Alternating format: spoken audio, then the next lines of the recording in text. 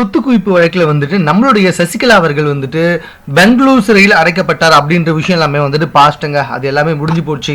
ஆனால் சிறைக்கு போகிறதுக்கு முன்னாடி வந்துட்டு யார் வந்துட்டு அஇஅதிமுகவின் அடுத்த சட்டமன்ற தலைவர் அப்படின்னு ஒரு பேச்சு அடிபட்டுச்சு. அதை வந்துட்டு சசிகலா அவர்கள் எடப்பாடி பழனிசாமி வந்துட்டு முன்மொழிஞ்சாரு.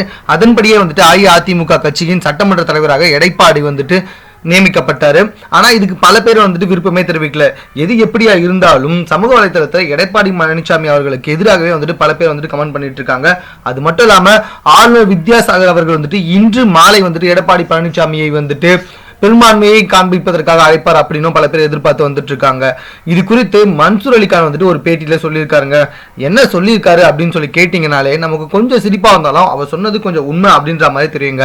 ஆல்ரெடி மன்சூர் அலிகான் வந்துட்டு தான் மனதில் பட்டதை ரொம்பவே வெளிப்படையா சொல்லிடுவாரு. அதே மாதிரிதான் வந்துட்டு ஜெயலலிதாவின் மரணம் குறித்த விஷயத்தையும் வந்துட்டு ரொம்பவே வெளிப்படையா பேசியிருந்தாங்க. சசிகலா மீது பல குற்றங்களையும் வந்துட்டு அவர் அடுக்கி வச்சிருந்தாரு.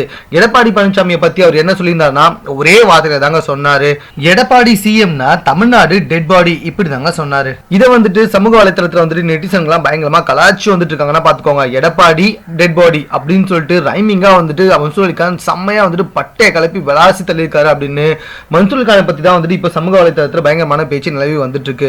என்ன இருந்தாலும் அந்த விஷயத்தோட உள்நோக்கத்தை நம்ம பார்க்கணும் அப்படின்ட்டு மன்சூர் அலிகான் சொல்லியிருக்காருன்னா பாத்துக்கோங்க.